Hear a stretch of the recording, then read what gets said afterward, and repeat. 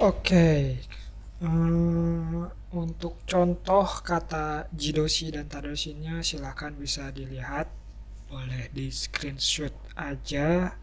Gunakan kotobo-kotobo itu untuk berlatih membuat kalimat dulu ya. Hai. Oke, kalau sudah ya saya bikinkan salah satu contoh kalimatnya untuk jidoshi ya banyak ya. Gohang o tabemas itu untuk tadoshi. Kalau untuk judoshinya doa ga akimas, pintu akan terbuka, kemudian makan nasi ya. Ini contoh-contoh kalimatnya. Hai, mungkin itu bahasan jidoshi dan tadoshinya ya sudah dijelaskan. Sekarang kita masuk ke yang teimas dan tearimas ya. Oke, di sini itu adalah turunan dari tadi ya, jidoshi dan tadoshi. Yang pertama kita jidoshi dulu. Untuk jidoshi plus ya teimas itu sesuai dengan timeline yang sudah saya terangkan tadi. Jadi teimas di sini itu maknanya adalah ya keadaan tersebut sedang berlangsung dan yang sedang berlangsung ya. Jadi setelah nemasta ya neteimas artinya ya sedang tidur gitu ya. Nah, ini syaratnya harus jidoshi ya, nggak boleh tadoshi ini untuk yang teimas.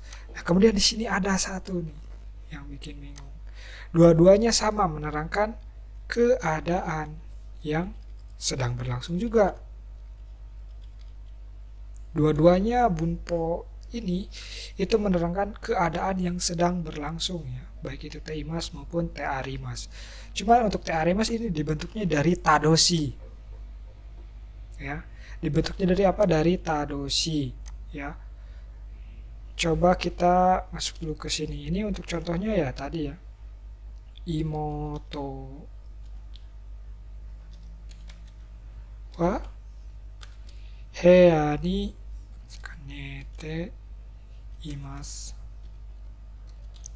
Adik sedang tidur di kamar. Di sini nete imasu ya, jidoshi.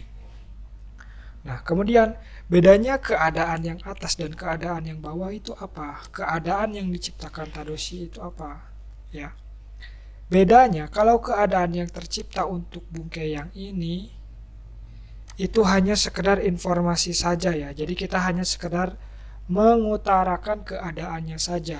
Beda dengan yang tearimas. Tearimas adalah keadaan yang sedang berlangsung, hasil dari pekerjaan tadi ya, pekerjaan dari tadoshi tadi, yang keadaan di sini itu punya maksud dan tujuan. Punya maksud.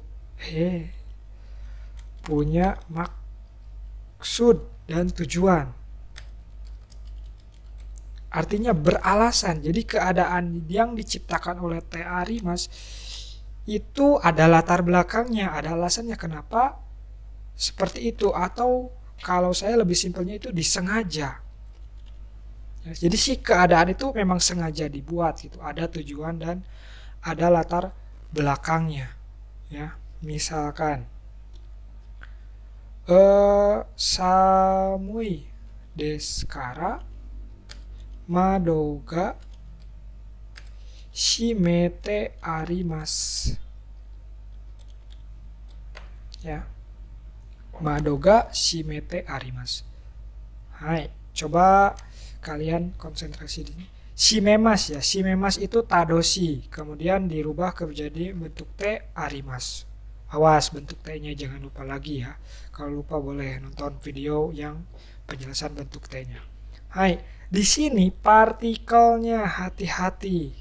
Tadoshi partikelnya kan setelah berubah menjadi te arimas kan berubah menjadi keadaan. Jadi partikelnya juga berubah menjadi ga. Kalau yang nomor 2, apakah partikel yang tadinya ga yang ga untuk jidoshi itu berubah juga di sini? Kalau di sini sesuai dengan partikel asalnya ya. Kalau jidosinya partikel dasarnya O ya O, kalau ini ya ini, kalau E yang E, kalau ga ya ga, ini nggak ada perubahan. Tapi untuk TA Rimas itu berubah jadi ga. Ya. Dan untuk artinya sendiri ya, karena dingin, jendela ditutup. Ditutup. Atau kalian boleh bilang di sini itu sengaja ditutup. Kita lihat ininya nih, imbuhannya. Hai. Jadi kalau untuk TA Rimas itu biasanya saya bubuhkan kata sengaja. Ini bisa dibubuhkan, bisa enggak, boleh ya.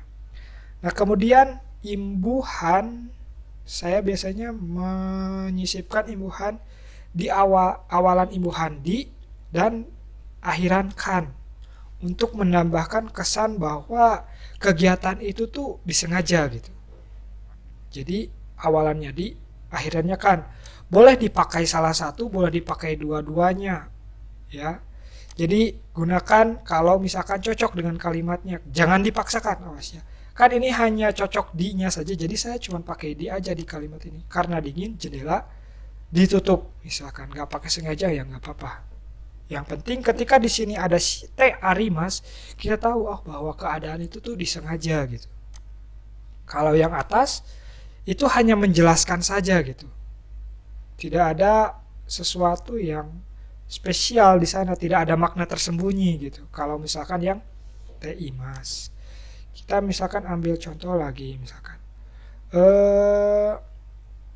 notoni namae ga kaite arimasu. Kaite dari apa? Dari kakimas ya. Kemudian dirubah menjadi bentuk te arimas, artinya nama dituliskan nama di buku. Nah kalau ini boleh ya, ini karena cocok jadi dipakai dua-duanya, di dan kannya. Kenapa harus pakai ini? Ya untuk memberi kesan bahwa ini tuh disengaja keadaannya gitu ya. Jadi kemudian kalau misalkan kita artikan di buku atau tertulis nama di buku, boleh nggak? Boleh sebenarnya ya. Cuman yang jadi pertimbangan, nanti kalau pas di bahasa Jepanginnya, ketika kamu cuma tahu bahasa Indonesianya, itu bisa aja tertukar dengan yang ini gitu. Takutnya gitu ya. Oke. Itu mungkin. Terus ada juga yang menerangkan bahwa TA Rimas itu juga sering dipakai untuk keadaan yang dipakai untuk tadoshi yang nggak ada pasangan jidosinya. Kayak kakimas kan jidosinya kita nggak tahu apa ya, tertulis itu nggak ada gitu. Nah ada juga yang menerangkan seperti itu. Jadi kalau yang berpasangan kan enak ya, kalau mau nyerangin keadaan ya pakai jidoshi, kalau mau menerangkan kegiatannya pakai tadoshi. Tapi ketika hanya ada tadoshinya saja gitu, keterangannya kita pakai apa ya? Pakai TA Rimas ini. Ya. Misalkan kayak tabemas, kan gak ada tuh pasangannya. Ya kalau misalkan kita mau menerangkan bahwa si makanan itu telah dimakan ya, atau dalam keadaan dimakan, ya tabe TA Rimas ya kuncinya. Seperti itu ya. Jadi itu untuk doshi, teimas dan tearimas. Silakan dilatih ya. Terakhir ada doshi tatoki ya. Ini toki udah kita pelajari, kita singkat saja pada saat atau pada waktu. Nah gini karena ta ya, bentuk ta artinya lampau ya. Jadi pada saat sudah atau telah menyelesaikan suatu kegiatan kita melakukan apa? Contohnya gohang o tabeta toki gochiso sama deshita to iimasu. pada saat telah makan atau sudah makan atau selesai makan, kita mengucapkan gochiso sama deshita ya. Ini pakai kurung-kurung lagi ya. Pas. Hai. Seperti itu. Atau apa ya? Benkyou shita toki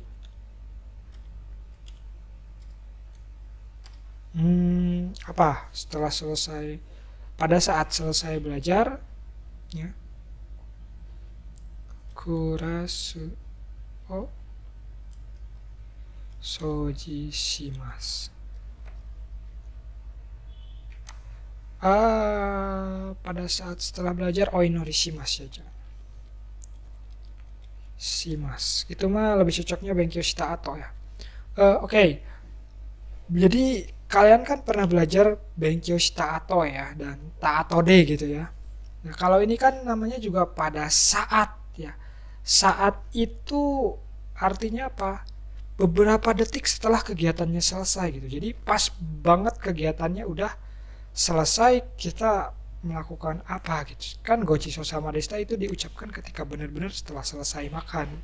Dan kita berdoa setelah selesai belajar itu pada saat benar-benar kita udah beres belajar banget gitu, langsung ke sini, nggak ada kegiatan lain.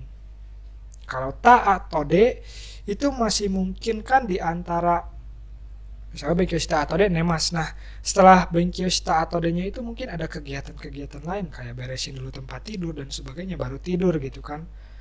Nah, kalau misalkan toki itu benar-benar saat setelahnya banget gitu kita melakukan apa. Seperti itu ya. Hai, mungkin untuk bab 24 penjelasannya segini dulu. Silahkan nanti di online juga atau apapun itu tanyakan kalau ada yang tidak paham. Mohon maaf atas segala kekurangannya. Terima kasih. Sekian dari saya. Billahi taufiq wal hidayah. Wassalamualaikum warahmatullahi wabarakatuh.